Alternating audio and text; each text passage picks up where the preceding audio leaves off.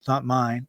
The question that came up when I was listening to you, and I forgot, now I remember again, was what are the chances of me changing your mind? Zero, right?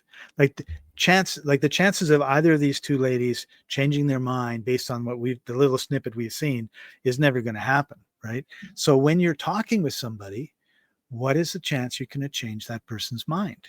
If it's zero, why are you banging your head against the wall? You have to accept it. They're going to be like that, right?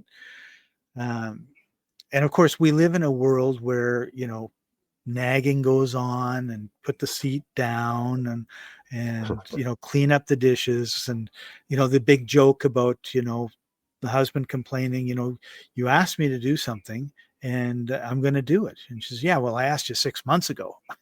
Right. So and we are people who change and evolve and everything else, but in that second when you're being triggered by somebody and you want to argue with them, if you ask the question, what are the chances of me changing their mind? And the answer is zero, then it's kind of like, back off, because all you're going to be doing is creating more and more of the negative energy that you don't want in your life. And the body reacts to that. Like, we know, if you're thinking negative thoughts and rage and hate and mad and all that sort of stuff, it affects you deeply.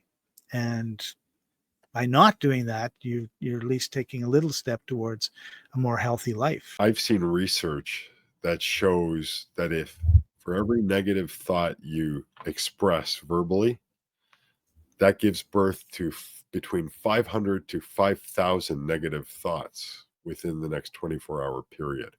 So imagine if you're bitching at someone nonstop for like 10 minutes and you've now said like 40, 50 times something negative.